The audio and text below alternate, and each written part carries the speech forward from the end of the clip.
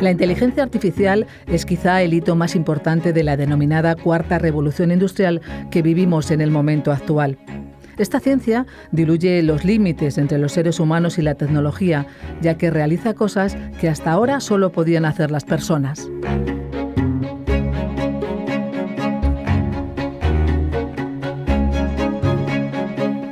La aplicación de la inteligencia artificial puede impactar en una gran cantidad de derechos civiles, políticos, económicos, sociales y culturales. Hoy queremos reflexionar acerca de su impacto en la Administración de Justicia. Ana Isabel Loaces Gutiérrez, profesora de Derecho Procesal de la UNED, dialoga con Jordi Nieva Fenol, catedrático de Derecho Procesal de la Universidad de Barcelona, y se plantean si la inteligencia artificial y la justicia nos puede llevar hacia una distopía.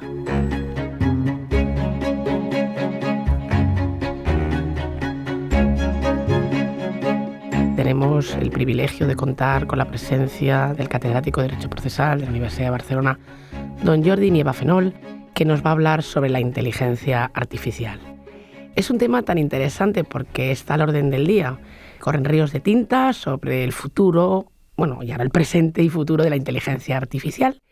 Y cuando quiera tiene la palabra el profesor Jordi Nieva. Muchas gracias por haber aceptado la invitación del Departamento de Derecho Procesal de la UNED. Para nosotros, de verdad, es un privilegio y un placer, y creo que para todos los que hoy podamos escuchar este programa de radio. No, al contrario, gracias a vosotros, faltaría más. No, para mí el tema de la inteligencia artificial como jurista es un tema que evidentemente me quedó lejos cuando empecé a estudiarlo. Me acerqué a ello con un respeto y con un temor verdaderamente monumentales, porque yo soy jurista, insisto, no soy informático, no soy ingeniero en telecomunicaciones. Pero me di cuenta que, por muy jurista que seas, es necesario que conozcas ciertas cosas, sobre todo si esas se van a imbrincar en tu día a día. Y vas a tener que trabajar con ellas, te guste o no, por mucho que las conozcas más o las conozcas menos. Entonces, a partir de ahí, pues empecé a tener curiosidad de, oye, ¿cómo funciona mi teléfono móvil, no? O cómo funciona Google, por ejemplo, ¿no? O sea, una herramienta que utilizas muchísimo. Yo la utilizo sobre todo pues para sacar, fijaros, libros antiguos, es decir, algo como muy alejado de lo presente, pero que me hace, gracias al pasado, pues descubrir lo que va a ser el futuro tantas veces, ¿no? Y entonces, pues llegué a un punto que realmente me interesaba, de decir, oye, vamos a ver si esto se ha metido en los buscadores de información, se ha metido pues en nuestras vidas cotidianas a través de los teléfonos móviles y está en tantísimos sitios, pues ¿qué pasa? Pues que se va a acabar metiendo en la justicia también. Y claro, ¿y cuál va a ser el futuro de esto y por dónde va a empezar? Entonces, claro, ahí es cuando tienes que entender muy bien qué es la inteligencia artificial. Y ahí es cuando pues te das cuenta que detrás de estas palabras que son hermosas, ¿no? Como inteligencia artificial, o sea, eso te suena ahí un poco a ciencia ficción, ¿no? Naturalmente, pues más que inteligencia artificial lo que hay es no inteligencia sino estupidez, y no artificial sino humana. Es decir, podríamos hablar de estupidez humana. Más bien porque lo único que es la inteligencia artificial es una enorme base de datos extraordinaria, o sea, muy grande, porque junta pues lo que son las clásicas bases de datos, pero de muchísimos sitios a la vez, y además se relacionan esos datos a través de lo que llamamos algoritmo, que es una especie de fórmula que junta estos datos y son los que hacen que se aparente que la máquina toma una decisión. Esto la gente lo habrá podido ver perfectamente cuando busca en Google un término, ¿no? Pone una palabra y entonces le empieza a salir información relacionada con esa palabra o que contiene esa palabra. Bueno, eso es inteligencia artificial. Es lo mismo que tú hacías antes cuando ibas a un libro, ibas al índice, mirabas el tema que te interesaba y entonces ibas a las páginas y entonces a partir de ahí pues mirabas si esas páginas realmente te podían llegar a interesar. Bueno, pues con esto es exactamente lo mismo, pero lo hace la máquina, o cuando la máquina, por ejemplo, en Facebook o en Instagram, pues te sugiere amigos, ¿no? ¿Por qué? Porque cree que son personas pues afines a lo que son tus características. Entonces, vuelvo al tema y acabo ya. Claro, ¿y en la justicia qué? Es decir, ¿puede llegar un momento en el cual tengamos esto también instalado en la justicia? Es decir, ¿puede haber un momento en el cual jueces y abogados interactúen con inteligencia artificial? ¿Y cuál es el futuro de todo ello? ¿Pero de verdad las máquinas van a sustituir a los jueces? Mucha gente se pregunta esto y con asombro. Bueno, con asombro y con incredulidad. Claro, yo la verdad es que cuando empezaste a dedicarme a todo esto, pues mi respuesta hubiera sido no, jamás. O sea, ¿cómo va a sustituir una máquina a un juez? Un juez es un ser humano con sus conocimientos, sus emociones. No, esto la máquina no puede hacerlo en la vida, ¿no? Hubiera dicho yo, pero lo cierto es que me fue muy disruptivo algo que escuché decirle a Daniel Kahneman, que es el autor de un libro llamado Ruido, de relativamente reciente publicación, hace un par de años que se publicó. Y en ese libro y en otras entrevistas, pues afirma claramente o se deja desprender de sus líneas que para él que no hay dificultad técnica para que una máquina realmente pueda sustituir a un ser humano en cualquiera de sus decisiones.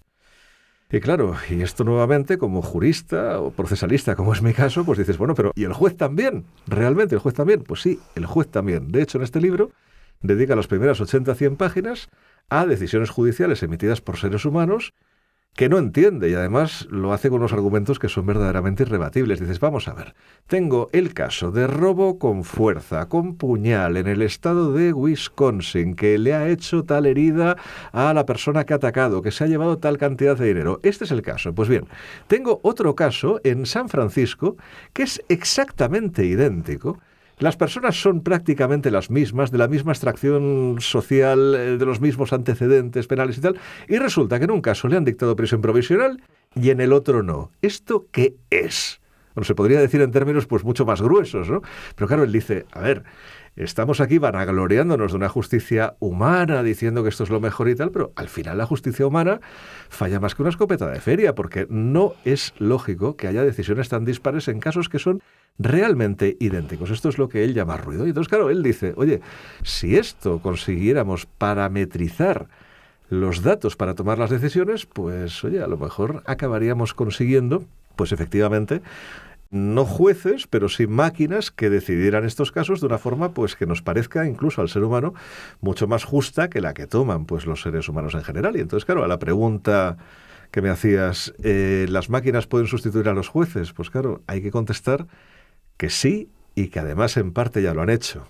Es decir, en los procedimientos sencillos se automatizan porque son siempre exactamente lo mismo y entonces ahí tienes dos opciones. Tener una máquina que te hace el proceso automáticamente o bien tener ahí a una legión de trabajadores del juzgado que están ahí trabajando con modelos, con formularios, con plantillas, como quien dice, cambiando los nombres, cambiando las direcciones y haciendo un trabajo de chinos que puede hacer una máquina de una forma pues mucho más fácil, con lo cual la respuesta es claramente sí. Pero profesor Nieva, el algoritmo lo hace una persona. Claro. Una persona que incluso puede tener una ideología. Entonces, ¿cómo nos planteamos ese problema o esa manera de afrontarlo? Bueno, claro, hasta ahora, ¿qué hemos hecho? Pues hemos configurado un Estado en el cual nosotros elegimos a un parlamento, unos representantes en un parlamento que hacen las leyes y además establecemos en las leyes cómo elegimos a los jueces y les decimos a los jueces que tienen que estar sometidos a la ley. Y esa es un poco la garantía también de su propia independencia. Bueno, y eso lo tenemos bastante controlado. Claro, ¿qué ocurre? Que si ya no tenemos a un juez sometido a la ley, sino que tenemos a una máquina que debe estar sometida a la ley, entonces, claro, a quien tenemos que vigilar no es a la máquina, porque la máquina no se la puede vigilar, es decir, o sea, es una máquina, no hace falta, ¿no? Al que tienes que vigilar es al que está programando la máquina.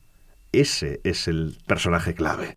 Porque ese te puede hacer un destrozo tremendo, tremendo en el sistema de justicia, además de una forma completamente civilina, es decir, que ni siquiera te enteres de lo que te está haciendo. Simplemente que él pues altere los algoritmos de la forma que ideológicamente le convenga, porque por ejemplo, no lo sé, ¿no?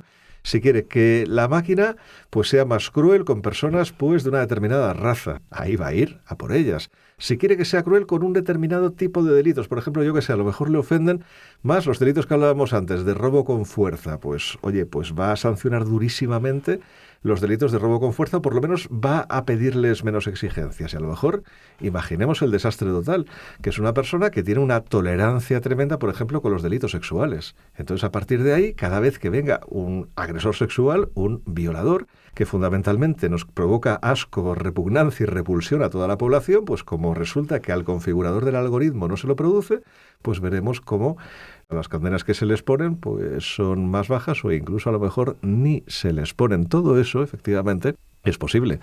Por tanto, ya no solamente tenemos que controlar a los diputados que votamos para un parlamento, sino que tenemos que controlar a ver quién contrata y bajo qué criterios a las personas que hacen estos algoritmos, porque, insisto, es que nos pueden cambiar nuestro sistema político sin que nos demos cuenta. Pero, profesor Nieva, usted entiende la preocupación de la gente, ¿no?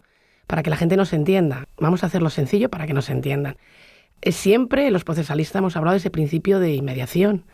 O sea, esa manera de practicar las pruebas en presencia del juez. ¿Qué hacemos con el principio de inmediación?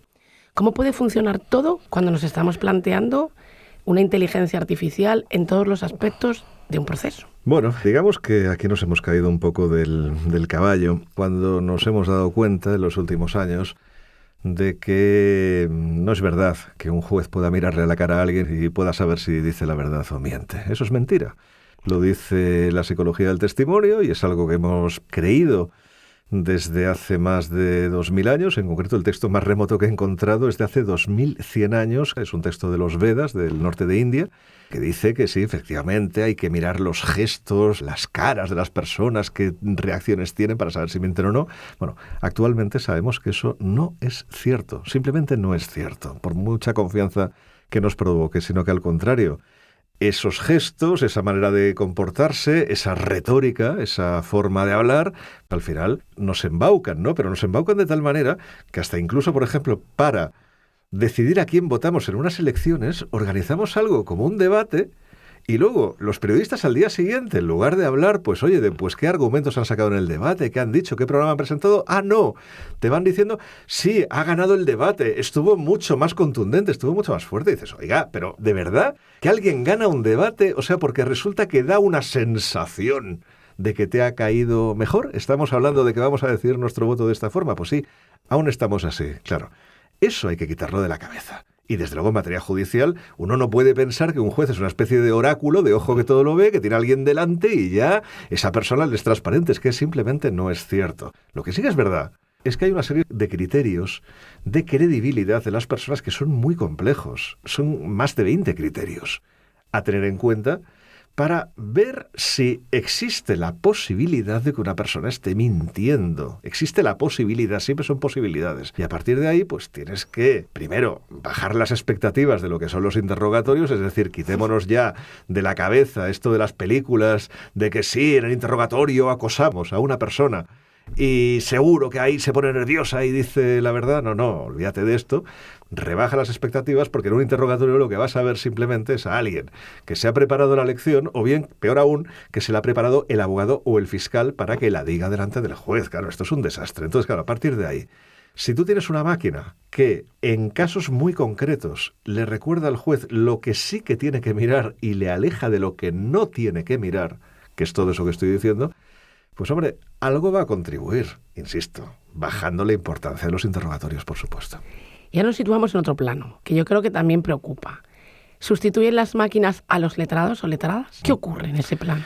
Eso va a ser un problema social, que me da la sensación de que es posible que expulse de la profesión a muchísimas personas, porque es cierto que si se automatizan muchas reclamaciones, pues es que no va a haber trabajo para todo el mundo. Aparte, los colegios de abogados en los últimos años se han puesto a querer más colegiados. El examen de la abogacía, por ejemplo, es un examen extraordinariamente sencillo, ¿no? Simplemente para que la gente lo apruebe y a partir de ahí, pues más colegiados y más cuotas para los colegios. Y con eso, pues, ¿qué ha pasado?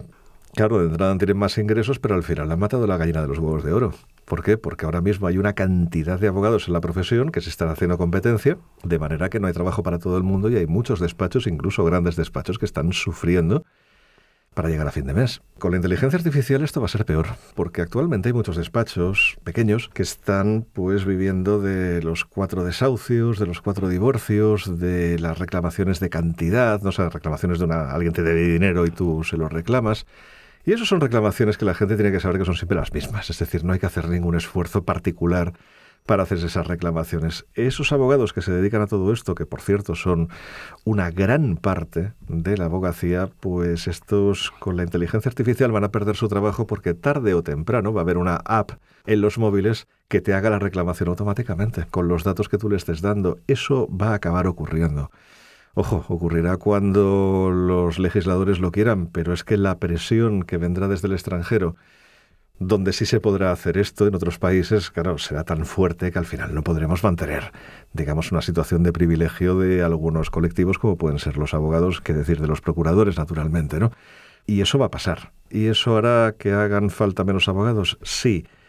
Y además va a tener una ventaja, que dentro de todo hay una ventaja, que los abogados van a quedar reservados para los casos más complejos, los casos que la máquina le va a costar más trabajo tratar. Porque para esos casos hace falta algo que la máquina no tiene, que es creatividad. Y nosotros sí que la tenemos. Claro, no hay tanta gente con creatividad.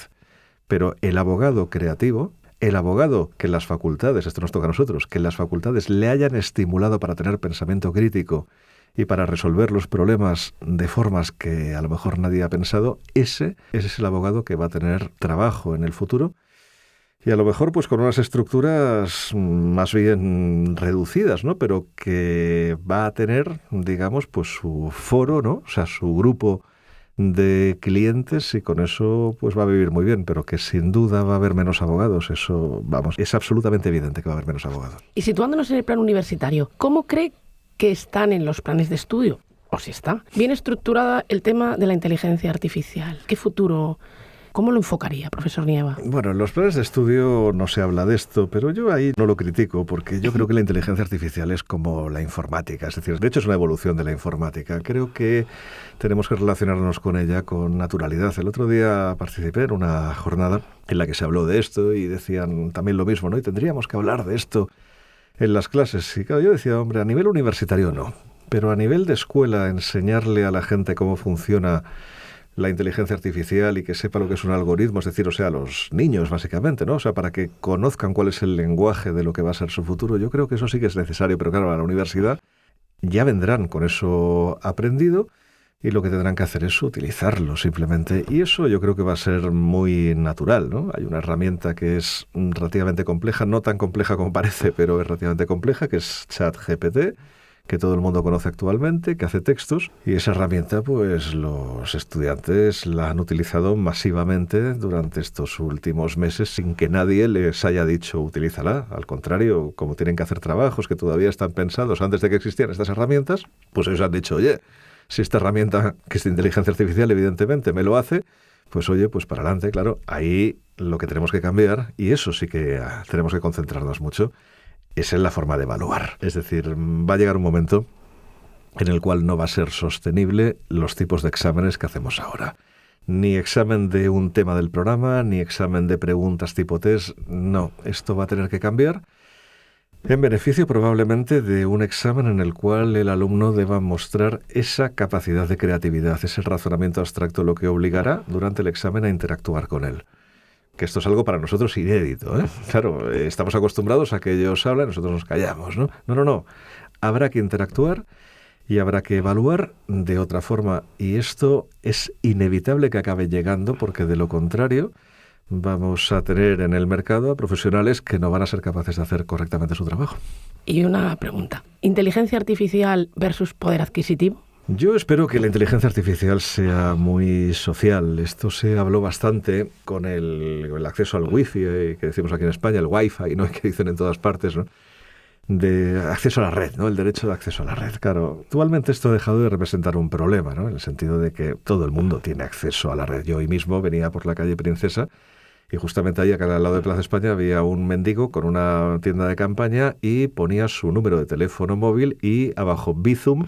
Quiero decir, el acceso a la tecnología existe y esas herramientas utilizan también inteligencia artificial. Es decir, yo no creo que con esto en el futuro vaya a haber una dificultad porque, hombre, las compañías de telecomunicaciones y que se dedican a esto están muy interesadas en que esto llegue a todas partes. Y, vamos, es absolutamente recurrente ver a inmigrantes ilegales en las calles de grandes ciudades como la mía, como Barcelona, como Madrid, arrastrando pues carros con hierro, que la verdad es que sobrecoge verlos en esas circunstancias, y todos tienen un teléfono móvil. Y es un teléfono móvil en el que además están hablando con sus familias en sus países de origen a través del Wi-Fi, es decir, a través de Internet, ¿no? Con WhatsApp, con lo que sea, ¿no?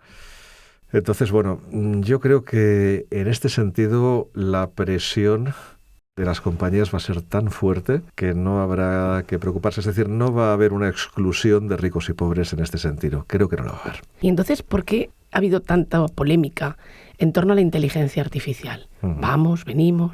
¿Nos puede explicar por qué cree que ha venido este debate que últimamente parecía que como que ya estaba instaurada, pero de repente se ha abierto un amplio debate? No, hoy tendría que abrirse mucho más porque la gente no es consciente del peligro que tiene esto. Claro, el peligro que tiene esto es que tú le estás entregando el poder a 4 compañías del mundo. O sea, actualmente el poder lo tiene Google, lo tiene Meta y lo tiene pues OpenAI. Elon Musk se ha intentado meter por ahí también, ¿no? O sea, a través de Twitter, lo que pasa es que lo está destrozando, ¿no? O prácticamente lo ha destrozado ya. Claro, esas compañías, ¿por qué tienen el poder? Porque actualmente todos somos absolutamente dependientes de la inteligencia artificial. Claro, imagínense ahora, cualquiera de los que me están escuchando, que de repente el gobierno dice, ya no va a haber Google. Hay una revolución, la gente se levanta en armas. No se puede actualmente estar sin Gmail, sin Google. Entonces, claro, ¿qué ocurre? Que los CEOs, o sea, los dirigentes de estas compañías, al final pueden ir a hablar con un gobierno, cosa que hacen, por otra parte, o incluso con la Comisión Europea, cosa que también hacen, y a partir de ahí intentan presionar en el sentido que quieran para que el mundo vaya en la dirección que a ellos les interese, que puede ser económica, porque ahora mismo es lo que les ocupa más, pero en el futuro puede ser ideológica. O sea, mañana puede venir un grupo de dirigentes a una de estas compañías que esté pues ideológicamente como más iluminado, más sobreactuado, no sé cómo decirlo, y a partir de ahí no, yo es que quiero que la gente se comporte de esta forma, y es que va a ir por ahí. Y a partir de ahí, pues la gente será, pues a lo mejor, pues más pacata, más procaz. Es decir, es que todo eso realmente lo pueden condicionar, porque tienen ese poder. Entonces, claro, lo que hay que hacer es inmediatamente activar un sistema de control de estas compañías y también que los estados empiecen a producir inteligencia artificial propia. Es decir, que no estén dependiendo de esas compañías, porque de lo contrario, sin darnos cuenta, insisto, sin darnos cuenta, el poder lo tendrán estas compañías, y eso es inquietante porque desaparece la democracia. Para cerrar este programa, ¿qué futuro le ve a la inteligencia artificial? Sé que es una pregunta un poco sui generis, pero yo estoy convencida que con los conocimientos del profesor Nieva, esta contestación nos va a dejar muy claro cuál es ese futuro, o por lo menos previsiblemente. Bueno, ojalá tuviéramos alguien la bola de cristal y pudiéramos decirlo, ¿no? Pero yo veo un futuro con un desarrollo más extendido de la inteligencia artificial e incluso con el nacimiento de nuevos ingenios que no puedo prever cuáles van a ser, pero seguro que también en un primer momento nos parecerán espectaculares y luego veremos que son algo más pedestre que lo que pensábamos, que es lo que está ocurriendo con la inteligencia artificial. De todas maneras, hay una cosa que sí que es evidente, que el futuro es tecnológico, va a ser cada vez más tecnológico, y eso, pues, no quiero inquietar a nadie, pero va a imposibilitarnos, de hecho ya es muy difícil, imposibilitarnos revoluciones contra poderes injustos. Piensen ustedes que antes la revolución se hacía cogiendo palos, piedras y algún arcabuz, yéndose a tomar la Bastilla, o yéndose a perseguir un rey, ¿no? Y sacarlo del palacio. Esto ya no es posible actualmente con la tecnología. Y nos vamos a encontrar con un escenario en el cual, si realmente queremos hacer la revolución, lo primero que tendremos que hacer es coger nuestro teléfono móvil y pegarle un martillazo, porque de lo contrario seremos absolutamente rastreables y la insurgencia será imposible que se produzca. Y alguien que me esté escuchando podrá decir, bueno, pero usted está promoviendo la insurgencia. Si el poder no es democrático, sí, por supuesto. Es que es nuestra obligación como ciudadanos, salvo que queramos vivir sojuzgados. Y esa posibilidad el ciudadano debe tenerla siempre, por muy pacifista que sea. Uno no puede tener un régimen como el de Kim Jong-un en Corea del Norte y quedarse de brazos cruzados. Pero fíjense ustedes, Kim Jong-un tiene la tecnología. ¿Qué ocurre en Corea del Norte? Que no le echas ni con agua caliente. Es muy difícil, es muy difícil. Bueno, yo no quiero que esto nos pase en nuestros países también. Muchas gracias, profesor Nieva, por haber aceptado nuestra invitación. Es un placer siempre contar con usted, ¿no? Como nos explica en cualquier formato. Es verdad, siempre el profesor Nieva, tanto en televisión como en radio, y nos acerca además al tema de la inteligencia artificial de una manera tan sencilla que nos hace planteárnoslo de una manera coloquial y cotidiana. Muchísimas gracias, de verdad, por haber aceptado nuestra invitación, la invitación del Departamento de Derecho Procesal, para estar con nosotros pues en los servicios técnicos y informáticos, que bueno, en este caso la radio que tiene la UNED. Muchísimas gracias, profesor Nieva, y esperamos contar con usted muy pronto. Muchas gracias. Al contrario, un placer, gracias a vosotros.